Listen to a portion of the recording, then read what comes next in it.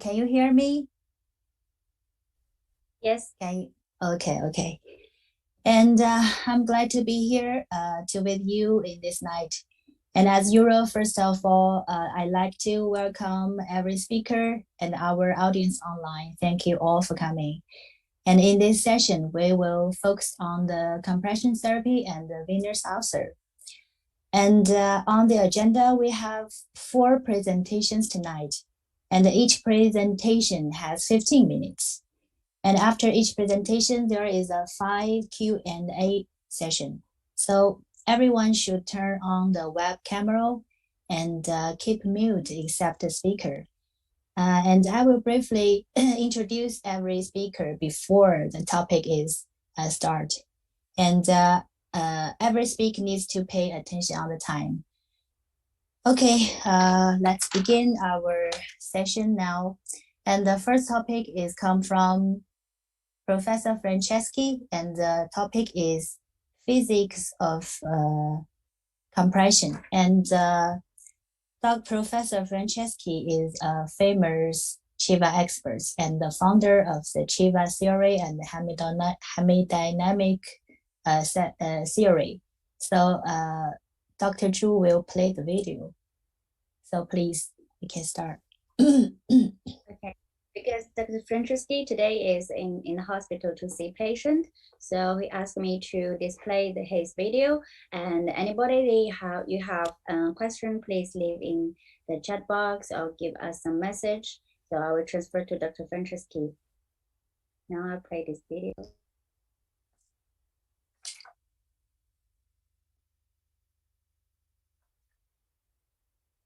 Compression is a major hemodynamic treatment of the venous and lymphatic insufficiency. It reduces the transvenous pressure, increases the extravenous pressure.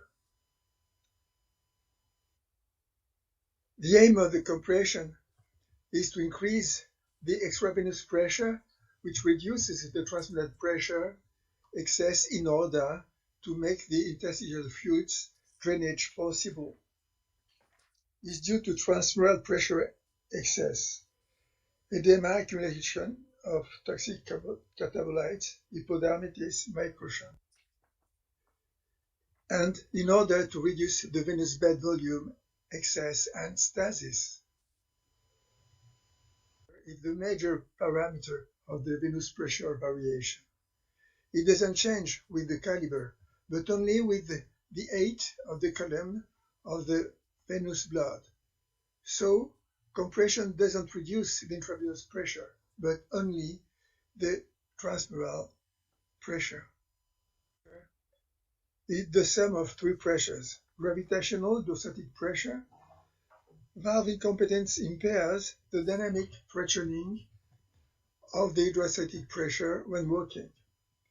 Residual pressure increases when the microcirculation resistance decreases, and in case of arteriovenous fistula, and in case of downstream obstacle, as vein occlusion, thoracoabdominal, or heart failure pump. Valvomuscular pump pressure increases with downstream obstacle and flow pressure overload when walking in case of deep valve incompetence and closed or open deviated superficial shunt. The compression doesn't increase the venous flow, but it drains the interstitial fluids, reduces the venous bed volume and stasis, compensates the too low oncotic pressure gradient.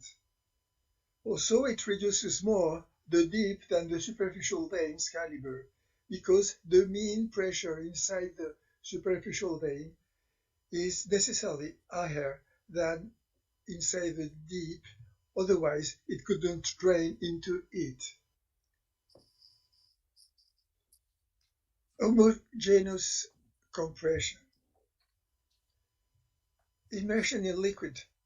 Immersion in liquid subject to gravity creates an homogeneous compression whatever the surface regularity, which progresses vertically from top to bottom according to the gravitational hydrostatic pressure gradient.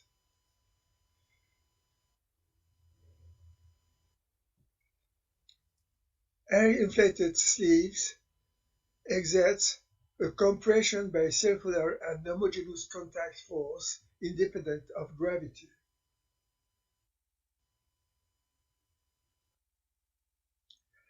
According to the Laplace law, P equals T by R, the elastic or inelastic compression P transmitted by the tension T is heterogeneous due to the different radius R of the limb circumference.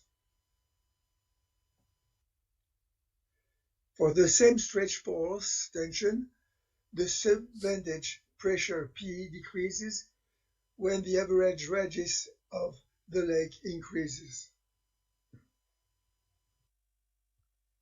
This transmission can be modified with paths that increase or reduce the pressure depending on the required pressure at the given point.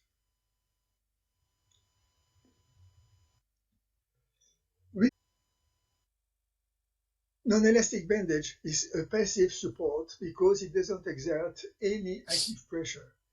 It is a resistive force to the pressure produced by the limb when its volume tends to overwhelm the volume of the bandage. Thus, the non-elastic and non-stretchable bandage resists the volume pressure of the limb and returns it. This happens especially during walking. Elastic compression is not passive, but active due to its potential shortening force, hysteresis, and stores instead of resisting part of the pressure volume variation of the limb.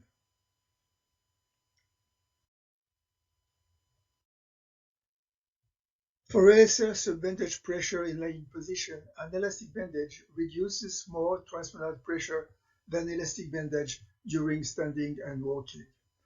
It reduces the risk of ischemia in lying position, which is essential in case of associated arteriopathy. Nevertheless, due to its better conformability, elastic compression remains preferable for all the cases where the TNP is not too high, which is fortunately the most frequent case. Unfortunately, the pressure of the anelastic compression decreases during the day when the edema volume of the leg decreases. The prior reduction of edema by elevation of the leg combined with a light elastic bandage limits this disadvantage. Doppler flow monitoring prevents ischemia. Thank you for your attention.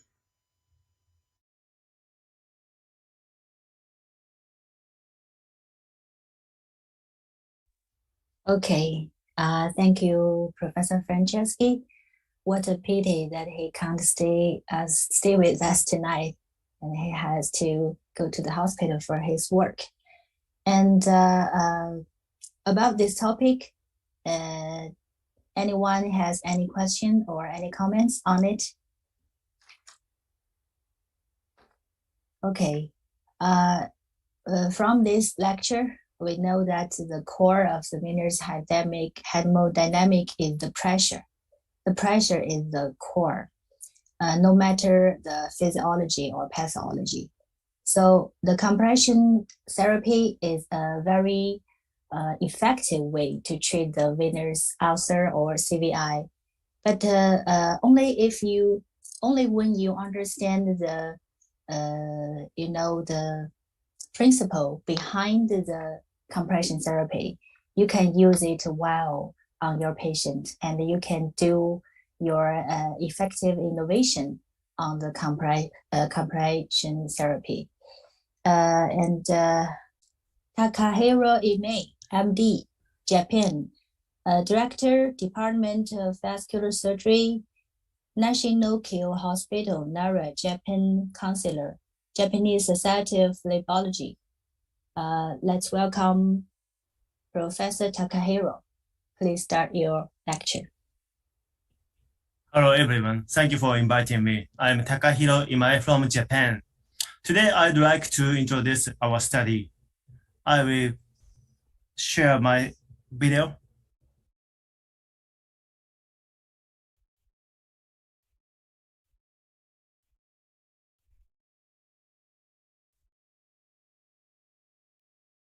Thank you for giving me this honorable opportunity. I'm Takahiro Imae from Japan.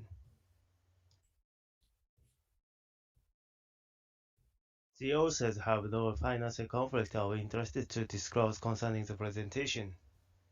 In Nara City, Nara Prefecture, which is my work location, becomes the nation's first capital about 1,300 years ago, and about 1,200 deer, which are considered divine messenger, live here. Nara was the first international city in Japan.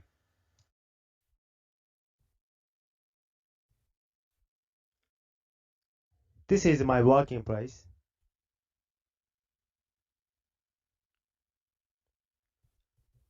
Our vascular surgery center has 2 examination rooms, 2 laboratories, and 2 operation rooms.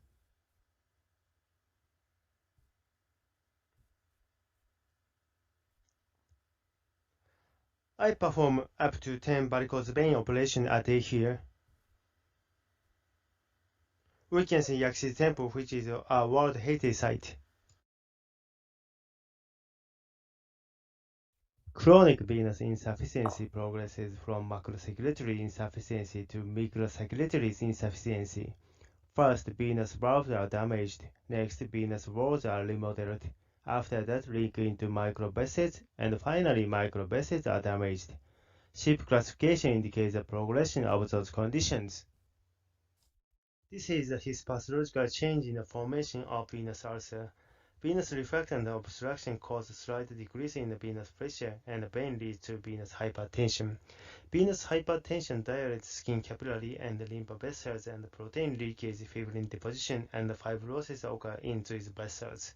As a result, the diffusion of oxygen and nutrients from the capillary is impaired, resulting in tissue ischemia and chronic inflammatory conditions throughout the skin. Thickening image in the epidermis and pigmentation in the basal layer, papillary layer in the dermis, capillary dilation and hyperplasia in the subpapillary layer, edema and fibrosis and sclerotic inflammation of adipocytes called fat necrosis and fibrosis of interlobar connective tissue in the subcutaneous tissue are observed. Chronic inflammation causes skin lesions such as redness, pigmentation, and dermosclerosis are shown symptoms such as itching and tenderness. Interlocutable ulcers formed by scratching or trauma to these skin lesions. These are the 4 items related to venous ulcer treatment. Varicose veins are benign diseases and we can get good results with proper treatment. However, quality of life is significantly impaired in cases that have progressed to ulceration. Compression therapy plays an important role in chronic venous insufficiency. In addition, compression therapy is required for a long period of time and depends on the patient's adherences. This is the ratio of venous ulcers patients in our hospital. The period was 4 years and 6 months from January 2013 to July 2017, and out of 2,721 patients who underwent varicose veins operation. The highest population was C2 patients. There are 30 patients with ulcers, 1.1 of the total. Characteristics of ulcer patients obtained in our study. The average age was around 65 years for both ulcer and no-ulcer patients. The ratio of women was 72% in no-ulcer patients. The ratio of men was 67% in ulcer patients. About motivation to come to the hospital. In no-ulcer patients, the active reason searching on the internet was high at about 70%. The passive reason by a letter of introduction was high at 86% in ulcer patients. About occupations, the ratio of chef and barber was high in no-ulcer patients, and 63% of the ulcer patients were employed.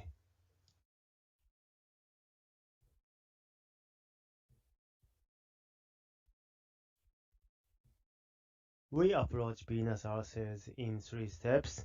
First, wound infection control. Next, varicose veins operation. After that, compression therapy based on the guidelines will be given for a long period of time. This case was a 52-year-old female. There was a large ulcer on her left leg above the ankle. The ulcer size maximum diameter was 80 times 58 mm, and the maximum depth was 7 mm.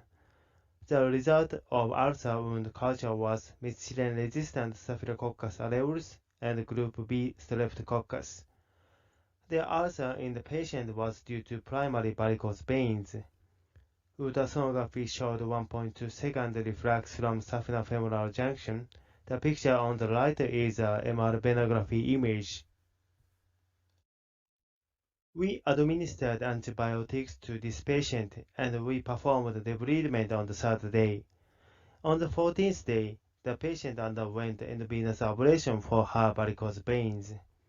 After that, we instructed the patient to continue long-term compression therapy.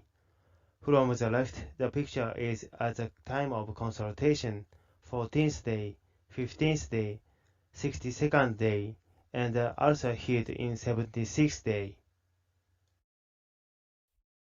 We examined whether compression stockings or bandages are effective for venous ulcers. As you know, for compression therapy for venous ulcers, Strong compression pressure of 30 to 40 mm of mercury is recommended for both elastic stockings and elastic bandages at the ankle joint. This figure shows the advantages and disadvantages of compression stockings and bandages. The advantage of the elastic bandages are high compression pressure can be obtained and easy to wear.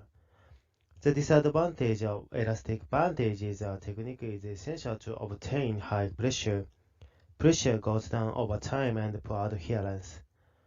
The advantage of stockings are sustainable compression pressure and certain compression pressure can be obtained. The disadvantage of stockings are low pressure due to long stretch and hard to wear. There is a bone on front of the lower leg, and this area can keep strong compression pressure. However, the medial malleolus of the ankle is a recessed area where it's difficult to keep strong pressure, and this part is the most common area for venous ulcers. A compliance of compression therapy is affected by the strength of the compression pressure. If the compression pressure is high, the compliance decreases in inverse proportion to the therapeutic effect. For this study, we used low-pressure Ashka stockings we created this time.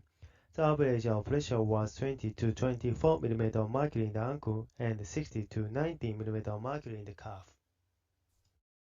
How much will the pressure increase when using written pads? We set up pico press on the ankle joint and put on stockings. When I put on stocking with a written pad on the same part, the pressure increased by about 10 mm February 2019 to July 2020 for 10 patients with venous ulcer. 5 patients are randomly divided into a group using stockings and group using bandages after operation. The age, gender, and occupation are as shown in the table. The average size of ulcer in the bandage group was 41.3 square centimeters and the stocking group was 90.9 square centimeters. The average ulcer depth in the bandage group was 4.4 mm and the stocking group was 3 mm. The subject had an ulcer area of 10 square centimeters or more, and excluded case with severe incomplete perforated veins around the ulcer and case with a medical history of promoting infections such as diabetes. I would like to introduce our specific method. Wash the wound with tap water or saline. Use an ointment according to the bacterial culture of the wound. Cover the wound with gauze, place a wooden pad, and bandage it. Put on the stocking with donor. Finally, check the compression pressure. This is the result. Bacterial culture results were not biased between the two groups. Debridement was performed in one case in the bandage group and 2 cases in the stocking group. Intravenous ablation was performed in all cases. The period from consultation to operation was around 20 days, and the healing period of postoperative ulcer was 70 days in the bandage group and 61 days in the stocking group. The total duration of ulcer healing was 94 days in the bandage group and 80 days in the stocking group. There was no significant differences between the two groups in these items: ulcer size and depth, period to operation, postoperative healing period, and total healing period. This is our conclusion. In this study, it was not possible to identify the factors that influence the healing of venous ulcers. Comparison between the two groups requires matching patients' background between the groups, making it difficult to control multiple factors in ulcer patients. Treatment requires long-term high-quality compression therapy. Therefore, these assessments are difficult due to the impact of patient compliance. Patient self-management is the most crucial factor in continuing compression therapy. Depending on the situation, it's important to use stocking as a bandage properly.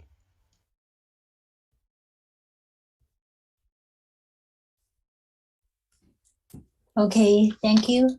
Thank you for Professor Takahiro. Am I right this time? Yeah. Takahiro. Yes. Okay, and also thank you for sharing with us the lovely deer and your beauty hospital. And I still remember that last year you also gave us presentation on the compression therapy. Thank you very much. So yeah, I have a little question for you. And the first is, do you do the hemodynamic analysis before the varicose operation? It depends on the patient situation. We determine the treatment strategy for venous ulcer patient. First, wound infection control is most important. So it depends on the patient background. So, I forgot your question. My question is, do you do the hemodynamic analysis before the varicose operation? Or what kind of varicose operation do you prefer? In Japan, most cases sonogram, and MR venography is popular. Okay. So you won't do the hemodynamic analysis as Euro, right? Yeah, I think it is difficult to but it depends on the muscle pump and the patient back. It is difficult to evaluate. I think so. Okay, thank you. And the second one is, well, how long? Well, you already introduced it. Or another question is, every patient you will do the compression therapy after operation. Is there any different from the mild ulcer or the moderate ulcer or the severe ulcer patient? Is any different? For instance, they standing long time standing occupation. Cook and teacher, I will instruct them long-term compression therapy, but not so active patient. For old patient, I will not instruct them long-term compression therapy. I think so. Okay, and how long will the patient, accept the compression therapy after operation? 2 weeks or 1 month or longer? It depends on the situation, but I will teach them 2 or 3 months. 2 or 3 months. Okay, thank you. And another question. My question is a little. I'm sorry. The third question is how to avoid the artery ischemia, because I saw the pressure is not too low, it's a little high, and I'm interested in that. What will you do to avoid the artery ischemia? I have no experience for artery ischemia. So in your experience, there is no one suffered with artery ischemia in your center, right? My vascular center only venous disease. I see. Sorry, I don't have an idea. Okay. And the last one, last question. I saw you use some accessory device to make sure the compression much better. And what about the patient's tolerance to the pain? Will they feel pain? I think most important accessory is family help. If they cannot use compression stockings, I will ask their wife or husband to help them. Okay. Thank you. Thank you again. And any other question from other panels or any other comments? Dr. Professor Luo or Professor Zhu or Professor Gu, do you have any other comments? Yes, I'm Sophie. Yeah, thank you for a wonderful presentation. So I just heard in your clinic or hospital only venous patient. So I'm wondering because ulcer can caused by different causes. So how can you exclude all the, do you have any routine process to exclude all the other problem to cause the ulcer, like artery disease or other disease? Do you have any routine process? Thank you so much. Of course, I first at the first time consultation, I will evaluate artery flow by sonogram.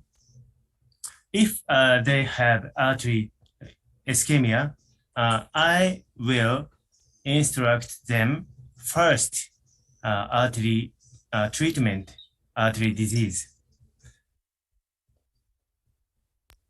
Okay. Okay. Thank you. So I'm looking forward to visit your hospital someday after the pandemic. Yes. I'm waiting. Thank you very much. Thank you. Okay, if there is no more question, we will thank you to Professor Takahiro again. And we will move to the next topic. And the next topic is come from Professor Luo. And the topic is undetectable venous insufficiency, a series of case reports. And Professor Luo is the founder of the Dermatology and the Phlebology Center in the Southwest Hospital, Army Medical University. Okay, welcome, Professor Luo. You can start your presentation. Hello, Dr. Smile, Dr. Zhu, and Dr. Du. Nice to meet you again. And nice it's my honor, and I'm very glad to see you again. And Professor Takahiro. Yeah, see you again. Okay, thank you. Let me first upload my, how to upload my PPT. You can share. You're just sharing your screen. It's the green button. Yeah. Can you see it? Yeah, of course. We can see it. Okay. Okay. Dear Dr. Smell, Dr. Zhu, and Dr. Du, and dear colleagues online, thank you today. And it's my honor to be here again to share a lecture to you. And I remember last year I shared something about dermatology and phlebology. And now I would like to share some case reports about undetectable venous efficiency. And as you know, I'm a dermatologist and also a phlebologist from the Southwest Hospital, Chongqing, China. Okay. Firstly, I would like to share two pictures to you. So I think you must know what's this, and they are from one of the most famous China's for great classic novels and Journal to the West. And this episode is the 57th episode, and the title is The Real Monkey King. And the later character is Sun Wukong. And there are two Sun Wukong there, and mostly the same, looking the same, and have the same voice, have the same looking appearance, and also have the same ability to fighting. And can you use your eyes to tell which one is the real Sun Wukong? I think you can't, right? And can you remember who helped to distinguish the real Sun Wukong and the fake Sun Wukong? I think that is a Buddha, right? And do you remember what kind of device the Buddha used to distinguish them? That is a monster revealing mirror, 照妖镜. Okay, and this mirror you can find, it can have a light from this mirror and will penetrate the true Sun Wukong, and the fake will be appeared. Okay, so to our clinic, you know, in our everyday we can see lots of patients, and this patient you can find they have varicose veins, they have stasis dermatitis or stasis ulcers. And can you tell whether patient has venous efficiency or not? Of course, it's very simple. You must be very confident, right? And because they're just in front of you, right? And as we know, due to the CAP classification system, there are 6 categories of the clinical manifestations. And we can see the edema, we can see the varicose veins, we can see the skin disorders and ulcers. Of course, it's easy to determine whether the patient has the varicose efficiency or not. But I don't know whether can you tell this patient whether do they have venous efficiency or not with this kind of appearance and without the varicose veins on their legs. I think maybe it's not so easy. And if the patient has ulcers on the legs or on the limbs, and it looks a different type, different position, and different color, and can you tell whether the patient has venous efficiency or not? I think maybe not so easy, right? So I would like to share some cases with you. And the first one, number one, is a male, 68 years old, and he has recurrent sore and swollen pain and pruritus of lower limbs with dark reddish brown patches for more than 10 years. And his history, and the patient was diagnosed as eczema in several hospitals and was treated with topical steroid cream and antipruritic drugs and other treatments. But the symptom didn't improve, and the swelling of the lower extremity was aggravated with the right lower extremity more severe, right? And erythema of the lower extremity progressively spread upward to the upper. And the physical examination, we can see there are no pitting edema of the both lower limbs, and the right lower limbs are notably more swollen than the left. And the lower limbs has diffused, spotty, and patchy dark brown erythema covered with mild scales. But we cannot see there are any varicose veins on the leg, right? So we give the examination. The DSA, the angiography, showed no deep vein thrombosis. And ultrasound, we showed the time of the right limb GSV was longer than 0.5 seconds, and the left limb GSV has no reflex. So the patient has obviously venous efficiency on the right GSV. And we give the invasive therapy by the radiofrequency, and the swelling of the right limb was significantly reduced after 3 days and subsided 2 months later. You can see the difference. And this is the difference. And after 6 months of the topical usage of the this kind of steroid cream and hydroid cream, and the color of the brown erythema on the lower extremities gradually become lighter. Okay, the case number 2. This female, 70 years old, and she has a recurrent erythema and plaque with itching on the flexion of the right lower limb for more than 5 years. And the patient had firstly had bean-sized red plaques very small here on the flexion side of the right lower limb since 5 years ago, and accompanied by scaling and itching. And the patient used topical steroids, but it could be helpful, but it's easy to relapse. And with irregular boundary, much yellowish white scale on the surface, and there are many different sized red papules around the plaque. And after use of steroid cream for 2 weeks, the surface scale decreased while leaving red plaque and superficial mild erosion. But we cannot also, neither we can see the varicose veins on the leg. And after the examination, the ultrasound, we showed there were no deep vein thrombosis, and the double limb GSV had no relapse, but the time of the right limb small thickness vein relapse was longer than 0.5 seconds. And there was a 3 millimeter diameter perforating vein was under the rash. So the patient had obviously SSV and perforating vein insufficiency on the right lower limb. And we also give the surgery to the to the patient for the SSB, and the plaque and the pruritus of the right limb was significantly improved 1 month later. Okay, the third case is a 22-year-old female, and she has recurrent erythema and erosion and exudation on the dorsal of the left foot with itching and pain for more than 10 years. And the patient had dark and red patch with itching on the dorsal of the left foot since childhood. And this patch was easily eroded to become the ulcer after scratching and trauma with severe pain. And the patient had 2 transplant operations in the local hospital. The ulcer healed after operation, but eroded again soon. The pain and itching seriously affected her normal life. You can see there are diffuse infiltrative dark purple nodule plaque on dorsal of the left foot with uneven color and unclear boundary.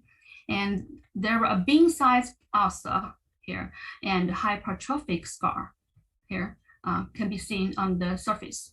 And there are a palm-sized atrophic scar we can see on the left side and left anterior tibia, respectively. And also we can also, there were no varicose veins on the leg, right? And we give the patient to do the CTV and ultrasound. And the ultrasound showed that the vein on the dorsal of the foot were obviously dilated, and the artery spectrum was visible. And the CTV showed that there was an anterior venous fistula between popliteal artery and the deep femoral vein of the left lower limb. So this patient was diagnosed as a pseudo-Kaposi angiocarcinoma and originated from an artery venous fistula. And this patient was treated with the embolism of the arteriovenous fistula, and the plaque and ulcer, pruritus, and pain of the left dorsal was significantly improved after 1 month. This fourth case is a female, 55 years old, and she has a progressive regressive aggravated dark brown patches of the right lower limb for more than 70 years. And the patient has scattered irregular light brown macule on the right limb 30 years ago. And without itching, without any pain and swollen and other discomfortable. Anything is okay, but only the color is dark. And the patch gradually expanded and diffused and distributed to the right lower limb, and the color is gradually thick, become more and more thicker. The patient thought it was third adhesions and repeatedly washing was no helpful. So she visited many hospitals without a definite diagnosis. There's no diagnosis for her, and a variety of drug treatment have no effects on her. So she a little bit depressed about it. And we can see from the picture, there are diffuse infiltrative dark brown patch on the right lower limb with an unclear boundary and uneven color.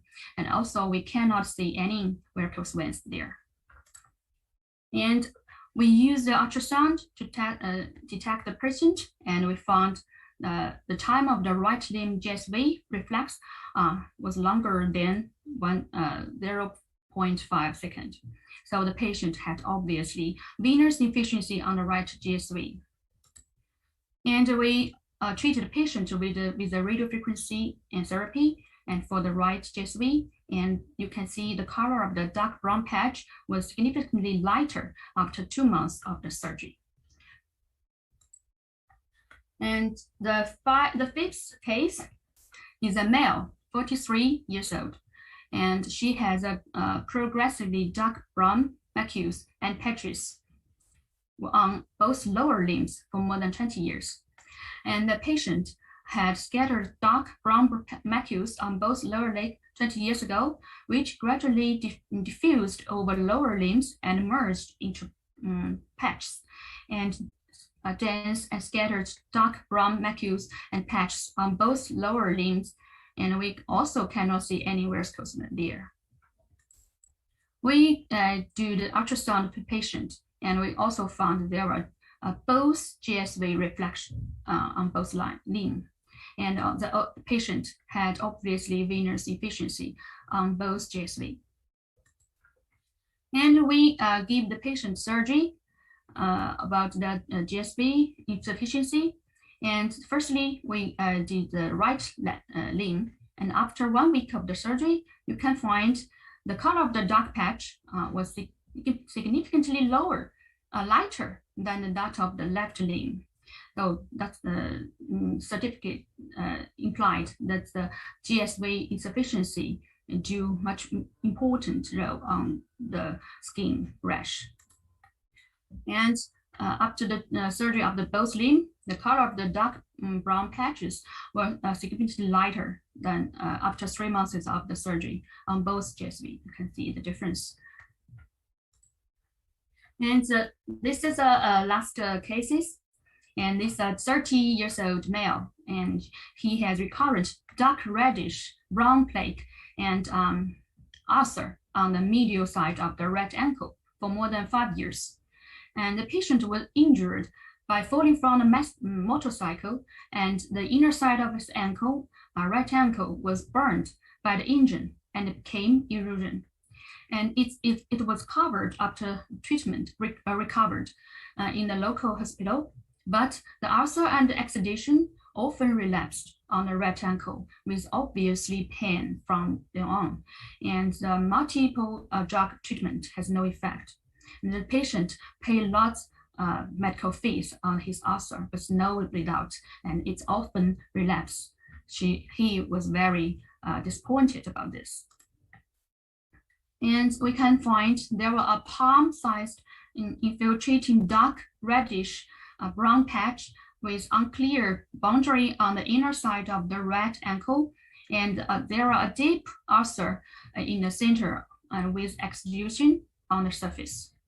And we also cannot see any varicose veins there. And we use the ultrasound to find to detect patient, and we found there was a 4 millimeter diameter perforating vein onto the rash, and the time of this reflex is more than 0.5 seconds. Okay, so the patient we can find he has obviously perforating vein insufficiency on the right ankle. Yeah, and we also did use the polydocnon sclerotherapy for the efficiency of this perforating vein, and the ulcer healed after 2 weeks, and the color of the patch was significantly lower after 2 months. So I would like to also use this PPT to last year I used to tell what I want to say, because in the whole group of the venous deficiency patients, there are still some patients who might have incognized skin disorder, which induced by venous deficiency and also not included in the CAP categories. And the rate of this kind of patient maybe have 15 to 13%. And the patients with this undetectable venous deficiency are very easy to be neglected. So last PPT page, I want to show these two pictures to you. So can you tell me in these 2 pictures, which one is a real rose with your eyes? Maybe you can't. Yeah, the left one is the rose. The right one, we call it Rosa ginescens, right? It's from China. Okay, thank you. Thank you for your attention. Thank you, Professor Luo. Very, very great lecture, and very inspired me. And you are correct. The dermatology and vascular surgery, these 2 different departments, they always have intersect. So as a dermatology doctor, you should always remember vascular doctor. And as a vascular doctor, we would like to exchange our information with dermatology doctor too. So that's very, very wonderful speech. Thank you again. And any question from our panel? Yes, I'm Sophie. I have a question for Dr. Luo. Thank you for your great presentation. And I met a lot of patients like this.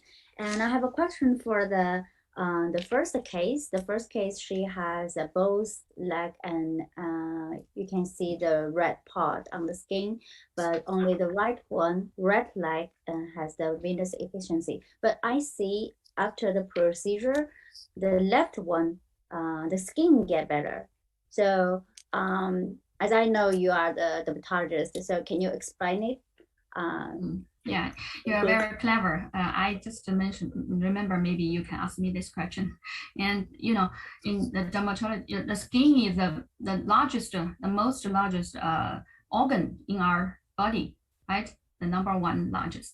And the skin is the whole organ. It cannot be separated to different parts. But during our daily clinic, we will describe the position and describe the figure in different words, because you cannot use like a liver or like a kidney. It's a solid, it's a different, diffused. But this organ has the same immune system to control it. If there's something has inflammation on it, and you treat it, and the immune system will switch to the normal direction. That's a problem. Yeah, I think so. Thank you very much. Okay, and I have a question for Professor Luo. I noticed that you used steroid cream almost for every case. So yeah, it's common. It's common in dermatology. It's common for you? Common in dermatology department. Okay, yeah. even there are 3 different kind of medicines we use most. The one first is the steroid, and the second is vitamin, and the third is the antibacterial. I mean, even you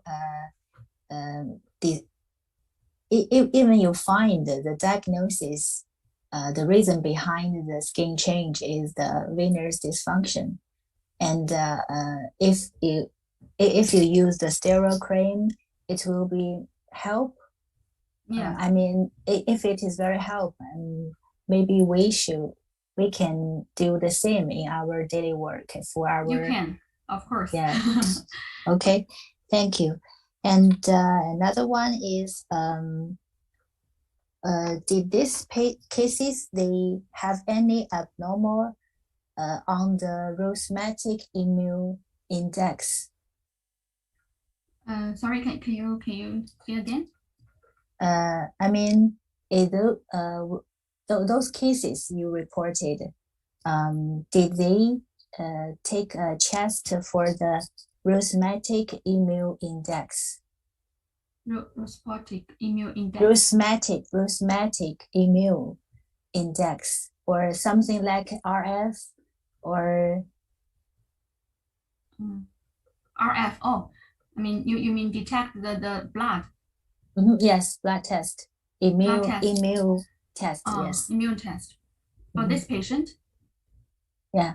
Yeah, if the patient you maybe think he or she has autoimmune disease, you with the arthritis, you will detect the RF or ASO and autoantibodies and many different kind of detect index. So in your daily work, you will do the ultrasound first or the blood test first or same time?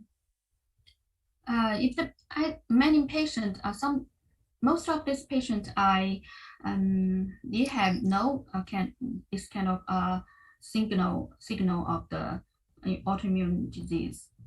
Most of them no. Yeah. So the blood test is not rotten one, right?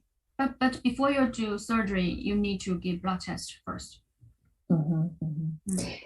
And I noticed that almost every case that you reported, they accept a very delicate ultrasound examination before the diagnosis clear.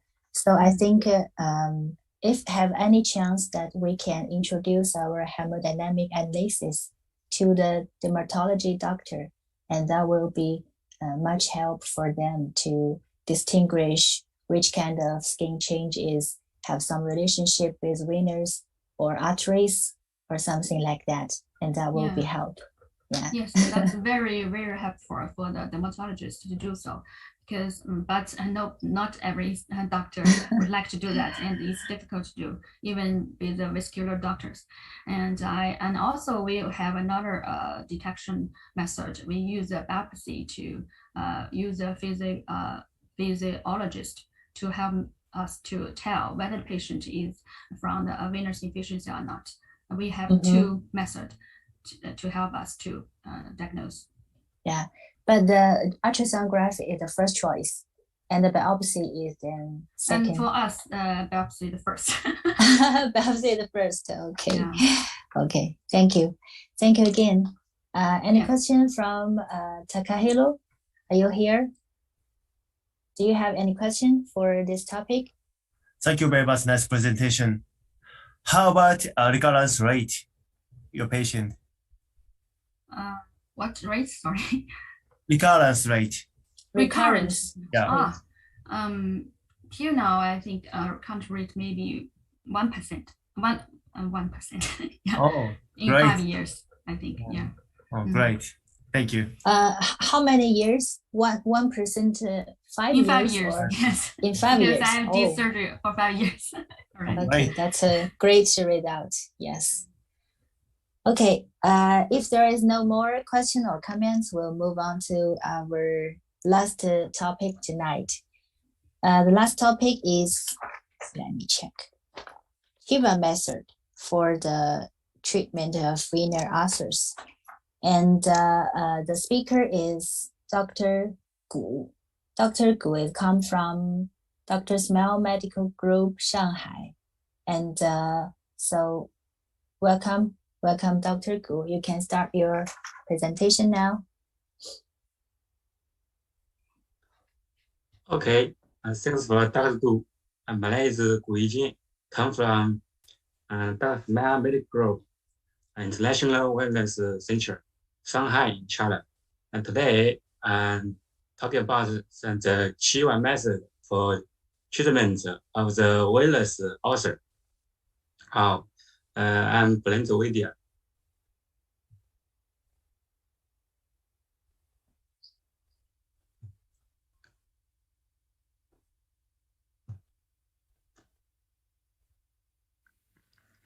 Hello, everyone. Today, I'm very glad to attend this meeting. In this section, we are talking with you about some of Chiwa experience in treatment of venous ulcer of the lung extremities. As we know, there are many reasons for lung extremities ulcer, including arterial, venous, mixed arterial venous. So, for lung extremities ulcers, the different diagnosis is very important. From the data above, most ulcers are caused by vascular, and venous ulcer accounts for near 50%. So, patients with venous ulcer are a huge crowd because of the wounds. The patient's daily life has also been greatly affected. Therefore, we need to know the management of venous ulcer treatment very clear. From pathophysiology, venous ulcer caused by chronic venous insufficiency of the lung extremities due to venous reflux and venous obstruction lead to venous overload to increase the hydrostatic pressure, thereby increase the venous transmural pressure that TMP increased. Venous herniation lead to skin, circulation, disorders, malnutrition, and ulcer formation. Therefore, the purpose of treatment is to reduce venous hypertension and improve skin circulation. As mentioned earlier, the culprit of venous ulcer is increased venous pressure. So we need to have comprehensive understanding of the hemodynamic, the lung extremity of patients with ulcer. It can be seen from the figure that the venous transmural pressure into venous ulcer treatment is to reduce TMP. For venous hemodynamics have 2 points important. One is to identify the source of pressure, and the other is to identify the type of venous shunt. Understand the hemodynamic of venous ulcer of the lung extremities is important for treatment. As mentioned earlier, it's important to understand the hemodynamic, how to assessment it. Requires system learning. For reflex disease, it's necessary to identify the escape point EP at N1 to N2, N1 to N3, and N2 to N3. Then we need to find blood re-entry points RP, drainage pace, and venous shunt. Venous ulcer, because of TMP increased, Chiwa introduced the concept of hemodynamic. According to the type of shunt, disconnect the escape point EP to break the shunt, split the pressure column, and reduce the transmural pressure.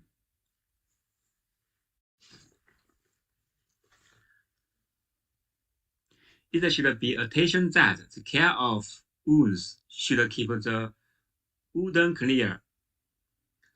The wounds need to heal in a moist environment, so need to moist dressing such as Vaseline.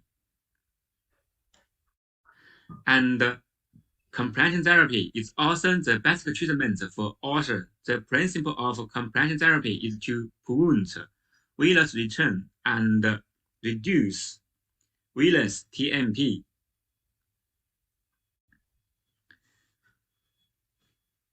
Next, we are talking about some cases of Chiwa treatment of venous ulcer. This patient is a 72 years old man, varicose vein in the left lung extremity for more than 30 years, ulcers for 2 years. Hemodynamic assessment of patients with SFJ reflex.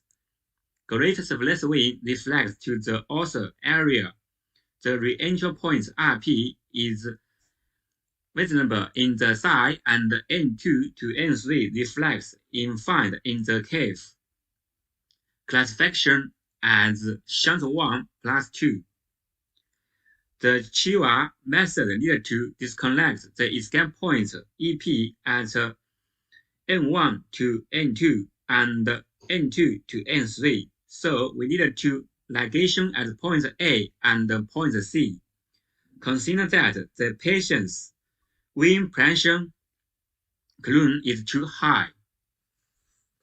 We decided to split the pressure column at point B and D below the re-entry point RP of the great venous vein in the thigh and the cave. After the operation, the patients keep moist dressing of the wounds, and the ulcer heal after 10 days. The second patient is 8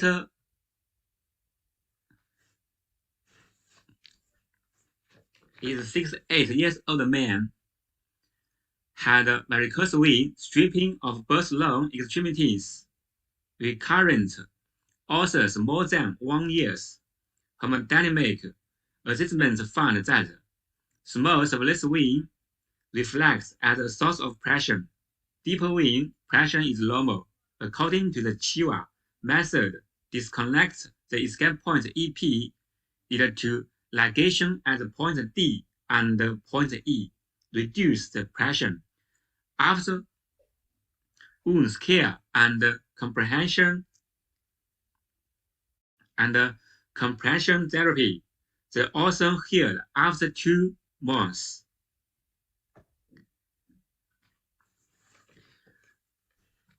The third patient is a 72-year-old man, had venous stripping surgery, lower extremity ulcer for more than 3 months. Hemodynamic assessment find that the cave perforating escape point reflect to the blow of the ulcer. According to the Chiwa method, ligation the perforating escape point EP and reduce the TMP. After the operation, the patients keep to wound dressing here and compression therapy with wound care, and the patient's ulcer healed in a few months later.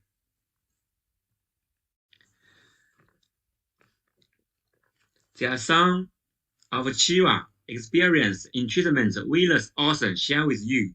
In Korea, the goal of the pathophysiology of venous ulcer is the TMP increase.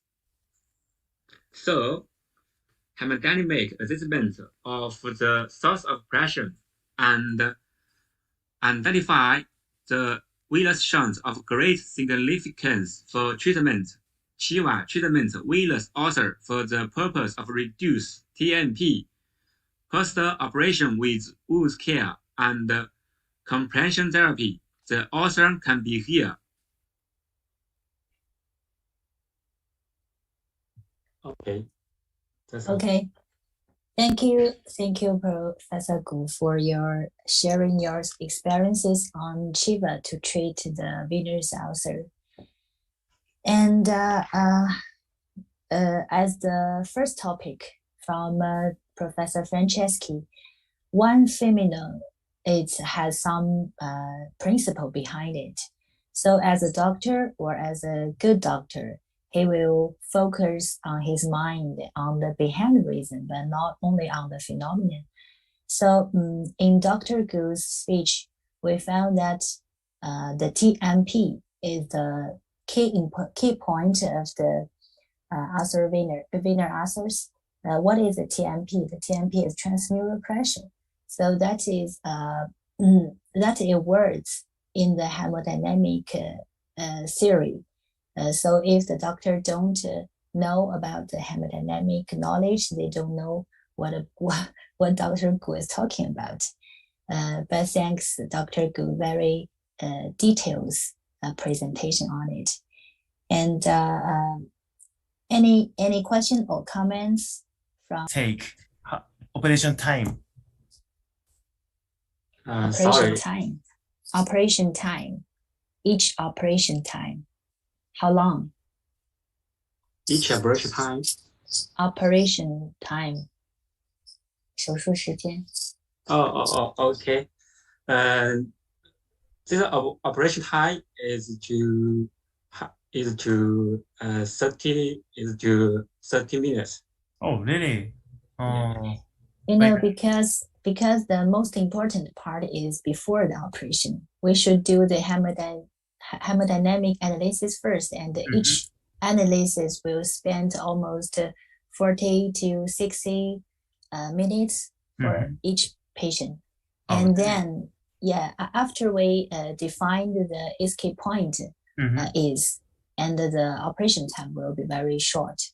How long does they need consultation after operation? How many times after operation? How long the ulcer healed, right? Okay. Here according to the patient addiction, we are post operation combined with compression therapy is to heal is very fast. Yeah. About average about the 1 month. Yeah. So, Thank you. let me answer Dr. Takahiro's question. How many times consultation after procedure? Actually, in our company, in our medical group, we use online app to do consultation. Yes. So normally, we even the ulcer patient, we teach them to change jazz at home. Use very simple like saline and Vaseline, and we give some material to let them can change just at home. So they change, and every 2 days they upload the picture to us. And some patient maybe they have infection, so we need them to come back to the clinic. But most of the patient they don't have infection, so we continue consult online. So our assistant, not only doctor, our physician assistant will help to instruct the patient to just changing. So normally, if they are healed, they will not come back. Then normally we ask them to come back at 6 months, the 3rd month and the 6th month to check the ultrasound if the escape point is ligated or not. So normally once or twice. Oh, great. I was surprised. Thank you very much. And how many times in your hospital? Many times. Many times. Sometimes the patient complicated. Right. Every 1 month, I met them. 1 month. Good. I think if there will be a chance in the future that two center, your center and our center will exchange our experiences on how to treat the ulcer patient, that will be very great. Yeah, I thought so. Thank you very much. Okay. Professor Luo, Kakihiro, I would like to ask a question about the lecture you gave us, and you compare the stocking and the bandage compression therapy. So what kind of method you would like to use for your patient? I think both important. Both. Yeah. I will instruct them to use properly, depend on the situation. Sometimes I recommend them stockings, but sometimes I recommend them bandages. Both important. What time? Under what condition you use bandage? Bandage. If they don't have strong hand power, I recommend them bandage. But they can have family help. I will recommend them stockings. So it depends on situation. And as we know, I know, in many vascular surgery departments, after the surgery, the doctor used to use the bandage to have the patient at the first 3 days, and after the 3 or 1 week, they will change to the stocking. I think that's the sequence of this therapy. But as for me, because I would like to save some money for the patient, so I after the surgery I use the stocking to continuously to use it. But if some patient is very strong, the leg is big and large, and with a very big ulcer, I use some stocking, and outside the stocking, I also use a bandage to help the ulcer to recover, to heal. I think that's my opinion. But I would like to ask Dr. Smell, what's your opinion about this? And if you use bandage, I think it's very important for the patient education, because the patient need to bandage themselves every morning, right?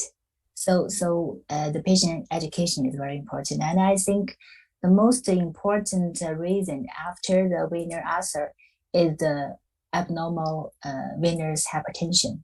So if we already resolve the hypertension through our treatment, for example, the ablation treatment or the Chiva treatment, you resolve the hypertension, then the stocking, I think, is enough for most part of the patient, because it's more easy. It's more easy for the patient, so they can they will not give up it easily, right? And about the bandage, I think it's very important on the patient education. So it depends on the center's experience, and it depends on the patient's choice. Yeah, that's my experience. Okay. Thank you, Dr. Du. Thank you. Welcome. And any other comments from Dr. Zhu?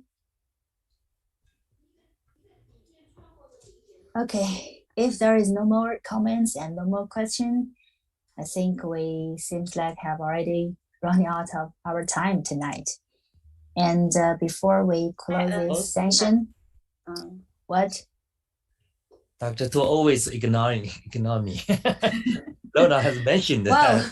Smile. So I didn't find the language Dr. Smell. is a big problem. Joined us tonight. I didn't find you. I'm sorry. Okay. So, that's okay. It's a very good discussion. For the ulcers and compression therapy, I think all of you can get the answers from the Dr. Francis Chesky, but unfortunately, he's absent tonight. But I can give some suggestions. I think hemodynamic assessment is very important. Just as Lona's reported all the cases, it happens the great saphenous vein reflux, right? So you use the radiofrequency to ablate the venous chunk. But if you use Chiva, maybe only one ligation or one or two ligation. Yes. It's enough. It's not enough. You can keep all the chunk. And also we talk about the post-operative compression therapy. For recent 6 months, we did a research. All of my patients after Chiva, no stocking, and then compared to other attendings group, the results almost the same. That means after surgery we have definitely decreased the pressure. So why we use stocking after surgery? So I just think about these questions. So I just try that. The results shows very excited. So till maybe from last month, since last month, all the patients are not routinely to wear stocking after surgery. That's a good result. Yeah. But why so long time for maybe for many years people use the stocking after surgery? What's the reason of that? I just thought maybe because the traditional treatment, just like stripping or ablation, maybe cause mass hematoma and edema. So the stocking maybe helps to control the hematoma, or to decrease the incidence of hematoma, or to controlling the edema. So for Chiva procedure, because it's nearly the bloodless procedure, so most of the patient has no hematoma after surgery. And also, because all the varicose veins, the vein system is preserved, so the drainage function is also the same as normal people. So maybe it's a reason for us to get the results. So now we don't use the stocking after procedure.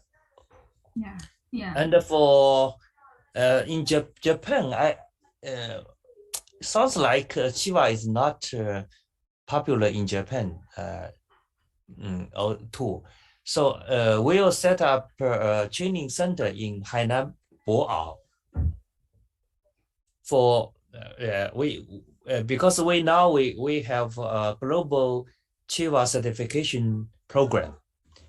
So we have a plan next year to set up a training center in Boao, and welcome all of you to come over there to enjoy the delicious food and the sunshine, and also the Chiva theory and technique. Very good. Very nice. Definitely, I go there. Thank you, Dr. Smell. Okay. Is there any other comments, Dr. Smell? Oh, it's a wonderful session tonight. So I learned a lot, and I think we should learn the English more more, then we can communicate more frequently and smoothly. Yeah. Okay, thank you. And thanks again for every speaker tonight, and thanks for your sharing, and thanks for your experiencing. And I think our session will be closed soon.